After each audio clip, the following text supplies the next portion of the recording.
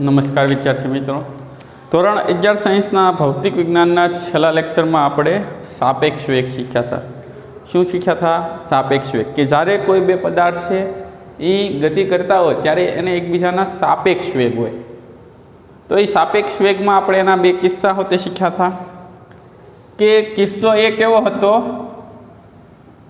કે એક વ્યક્તિ ગતિ, એક પદાર્થ ગતિ કરતો હોય એને દર્શકો અથવા તો અવલોકનકાર બે હોય. ગતિ કરવાવાળા એક હોય, જોવાવાળા બે હોય. એવો એક આપણે કિસ્સો જોયો હતો. એમાં કેવું હતું કે જ્યારે પૃથ્વી ઉપરથી ઊભેલો વ્યક્તિ છે એ આપણી પૃથ્વી નિર્દેશ ફ્રેમ છે, અને બીજો વ્યક્તિ છે એ ટ્રેનમાં છે એટલે ટ્રેન નિર્દેશ ફ્રેમ થશે, આ એ ને આ બી. તો એમાંથી એક માખીનું નિરીક્ષણ કરે છે. એનું ઉદાહરણ હતું ને, કયું ઉદાહરણ હતું? માખીનું નિરીક્ષણ કરે છે. તો આ અંતર શું થઈ જશે? એક્સ પી બી થશે, બીની સાપેક્ષે પીનું સ્થાન. આ અંતર શું થશે? એક્સ પી એ થશે, એની સાપેક્ષે પીનું સ્થાન. બરાબર. અને આ અંતર શું થશે? એક્સ બી એ થશે, એની સાપેક્ષે બીનું સ્થાન. જો બીની સાપેક્ષે પીનું સ્થાન, એની સાપેક્ષે પીનું સ્થાન, એની સાપેક્ષે બીનું સ્થાન. તો આકૃતિ ઉપરથી આપણે એવું કહી શકીએ કે એક્સ પી એ બરાબર એક્સ બી એ પ્લસ એક્સ પી બી. તેથી વિકલન કરતા વી પી એ બરાબર વી બી એ પ્લસ વી પી બી આવી રીતના થશે.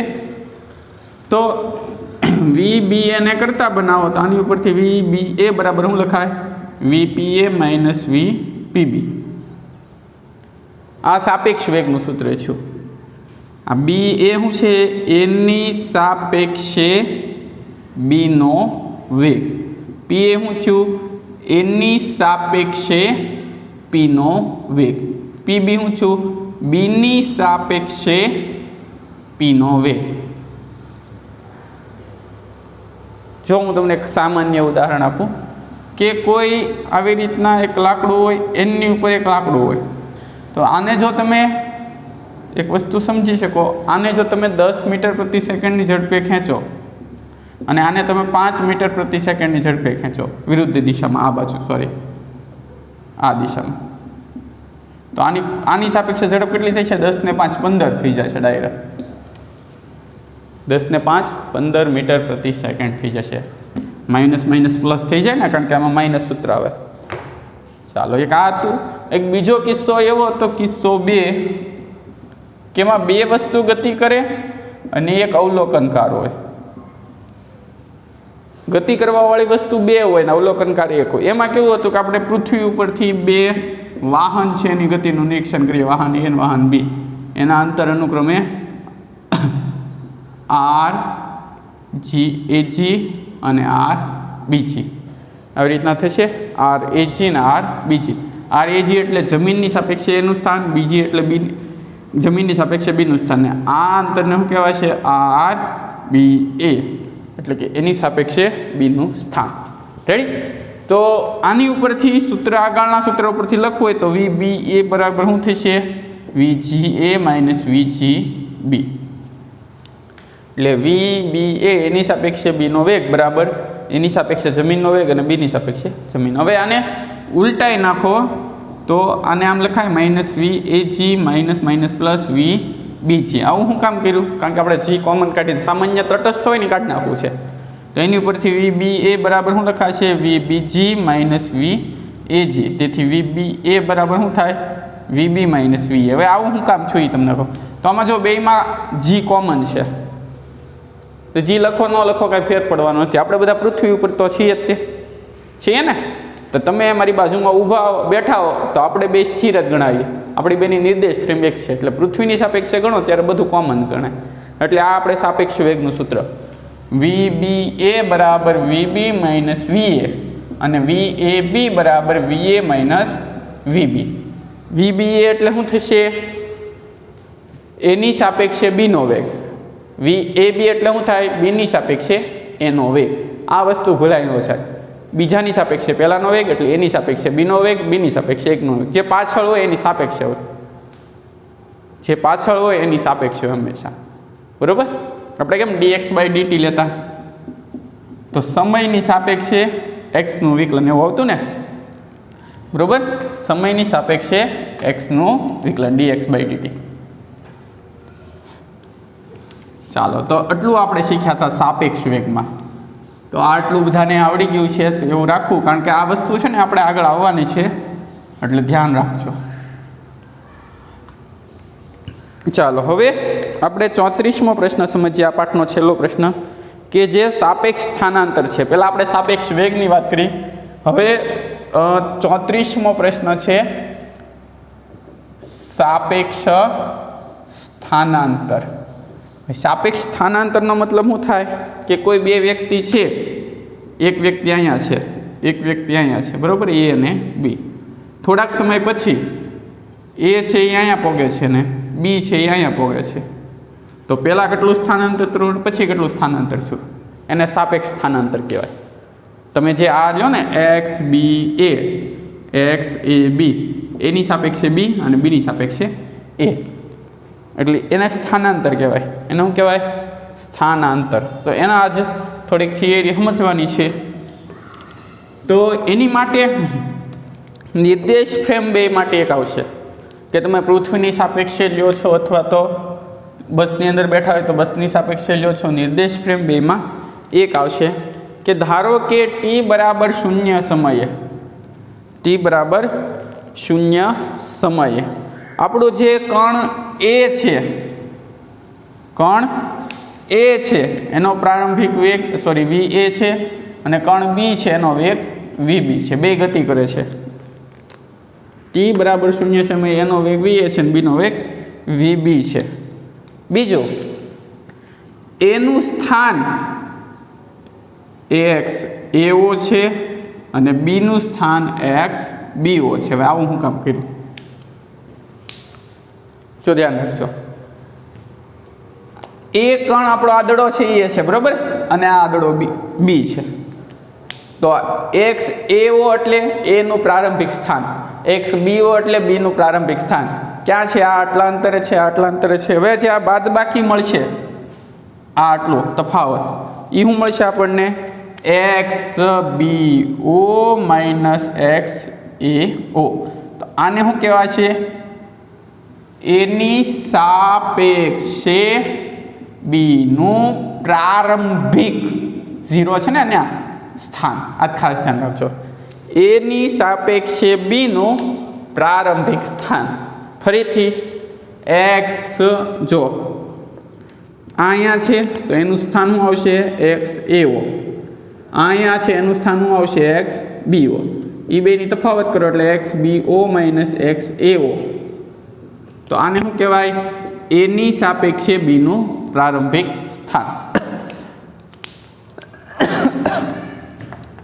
ચાલો તો આકૃતિ ફરીથી દોરીને હરખું કહું તમને શું કહેવા માંગે છે કે કોઈ એક યામાક્ષ પદ્ધતિ છે એમાં કણ એ છે એ એક્સ એવો અંતરે છે, કણ બી છે એ એક્સ બીઓ અંતરે છે, બરાબર।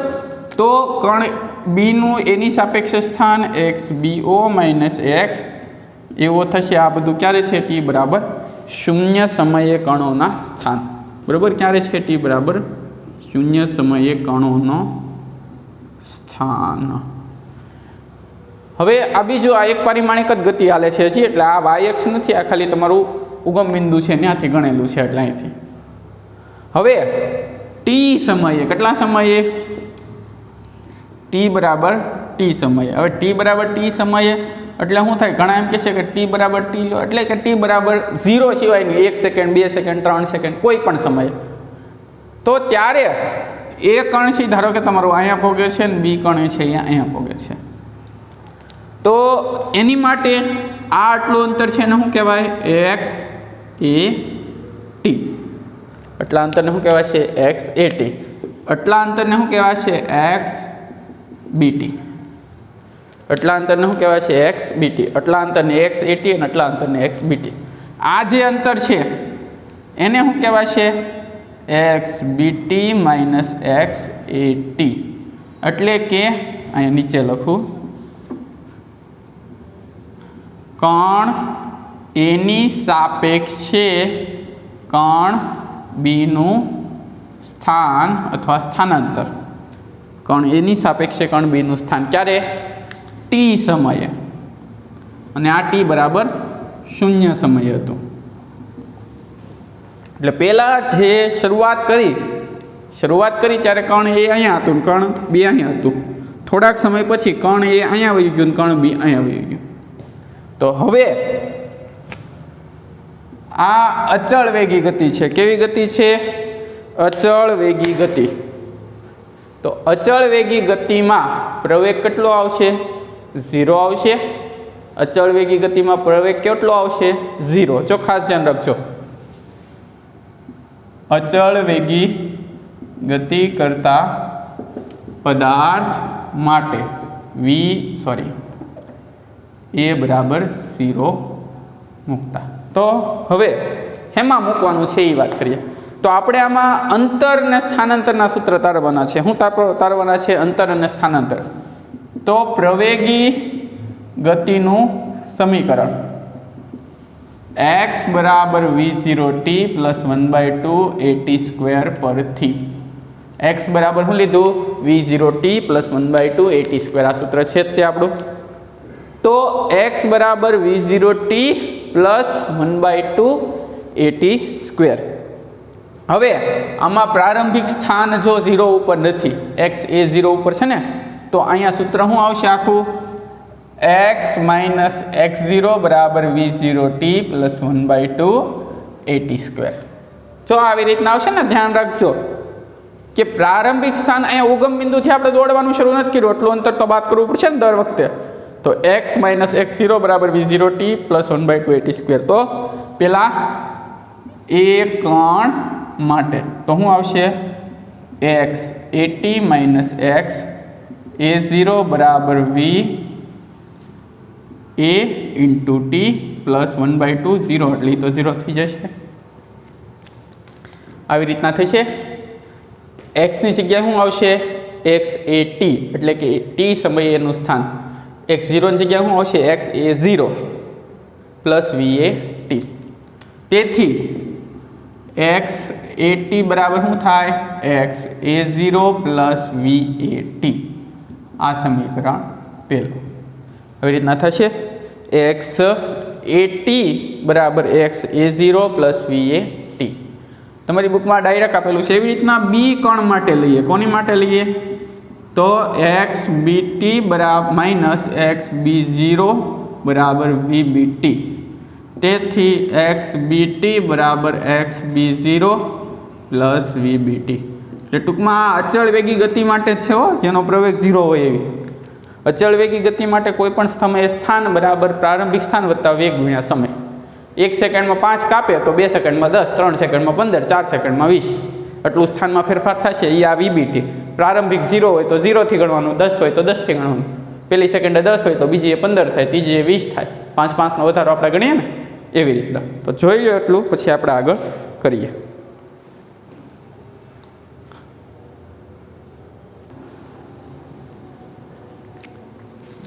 ચાલો તો હવે સાપેક્ષ સ્થાનાંતર છે, એમાં બે કણો વચ્ચેના સ્થાનમાં થતો ફેરફાર લેવાનો છે કે બે કણો છે પ્રારંભમાં કેટલા અંતરે હતા અને પછી કેટલા અંતરે પહોંચ્યા. એટલે કે ટી બરાબર 0 સમયે ક્યાં હતા અને ટી બરાબર ટી સમયે કેટલે પહોંચ્યા.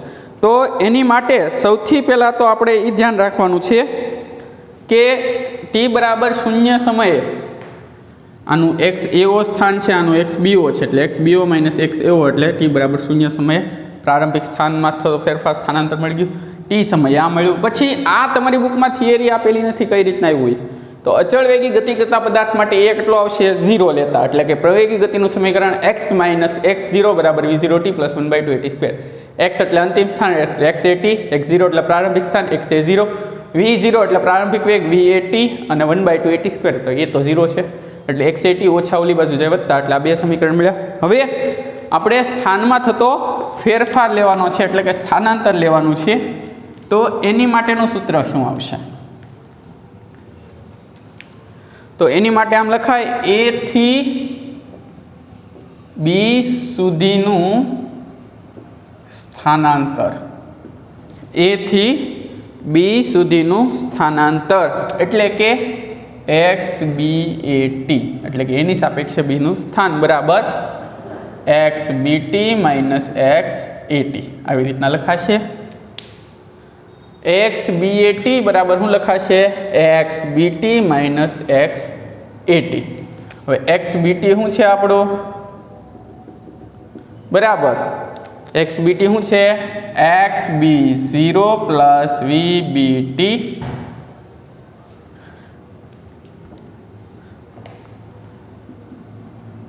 માઇનસ એક્સ એ 0 વત્તે ઓછે ઓછા વી એ ટી.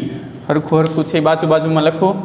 તેથી એક્સ બી એ ટી બરાબર X B 0 minus X A 0. આ બેમાંથી શું સામાન્ય નીકળે? ટી. એટલે અંદર વચ્ચે વીબી માઇનસ વીએ. અંદર શું વચ્ચે? વીબી માઇનસ વીએ. આ વીબી માઇનસ વીએ ને શું કહેવાય? એની સાપેક્ષે બીનો વેગ વી બી એ. તમને યાદ હોય તો આની પહેલાંના ભાગમાં કીધું હતું આપણે. એની સાપેક્ષે બીનો વેગ વી બી એ. તો જુઓ આ તમારું ટી સમયે સ્થાનાંતર દર્શાવે. આ શું દર્શાવે? ટી સમયે સ્થાનાંતર. આ શું દર્શાવે? પ્રારંભિક સ્થાનાંતર. અને એક્સ બી એ ટી ને આ લખાય, તમે આમે લખીએ કહો X B T minus X A T. તો જો આ ટી સમયે સ્થાનાંતર છે, આ પ્રારંભિક સ્થાનાંતર છે અને આ વેગમાં થતો ફેરફાર. આ બધું આપણે એની માટે લખ્યું એ થી બી સુધીનું સ્થાનાંતર. હવે એની સાપેક્ષે બીનો વેગ વી બી. એવી રીતના બીની સાપેક્ષે એનો વેગ શું થશે? તો વી એ બી.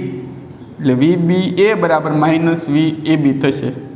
આઘાત અને પ્રત્યાઘાત સમાન મૂલ્યના પરસ્પર વિરુદ્ધ દિશાના હોય છે, તમને યાદ હોય તો. આ ઈ વેગ માટે છે. એકબીજાનો સાપેક્ષ વેગ પરસ્પર વિરુદ્ધ હોય. અને એ તત્કાલીન વેગ માટે છે. એની માટે છે? તત્કાલીન વેગ માટે છે. તો આટલી થિયરી છે, પછી આના કિસ્સાઓ છે, પણ આટલું પહેલાં સમજી લો ફરીથી કે અચળ પ્રવેગી ગતિ માટે કેવી ગતિ? અચળ વેગી ગતિ કરતા પદાર્થ માટે એ બરાબર 0 લેતા પ્રવેગી ગતિનું સમીકરણ X minus X 0 V 0 T plus 1/2 A T square. એમાં એ કણ માટે X A T minus X A 0 into V A T.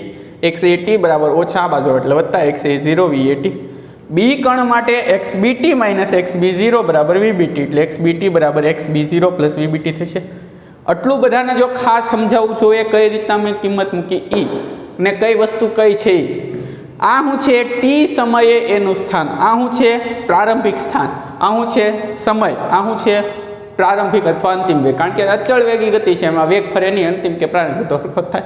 એટલે એક્સ એ ટી બરાબર x A 0 plus v A t. B કણ માટે એ લીધું. પછી આપણે એ થી બીનું સ્થાનાંતર એટલે સ્થાનમાં થતો ફેરફાર. કણ એ થી બી સુધી તમે જાઓ તો સ્થાનાંતર એટલે એક્સ બી એ. તો X B T minus X A T. X B T બરાબર એક્સ બીની જગ્યાએ શું લખાય? X B O minus V B T. X A ટીની જગ્યાએ શું લખાય? Minus X A O minus V A T. આ બે બાજુમાં લખ્યા. આ બેમાંથી ટી સામાન્ય કાઢી લીધા એટલે વધ્યું વી બી માઇનસ વી એ. એટલે આ ટી સમયે સ્થાનાંતર દર્શાવે, આ પ્રારંભિક સ્થાનાંતર દર્શાવે, એની સાપેક્ષે બીનો વેગ વી બી એ અને બીની સાપેક્ષે એનો વેગ વી એ બી. એટલે વી બી એ બરાબર માઇનસ વી એ બી. હવે આના જે કિસ્સાઓ છે એ આની પછીના લેક્ચરમાં કરીશું આપણે. એટલે કાલે ચેપ્ટરના થિયરી પૂરી થાય છે, થોડાક દાખલા બાકી છે, ગણાવી દઈશ. બરાબર? તો આજે એટલું રાખીએ.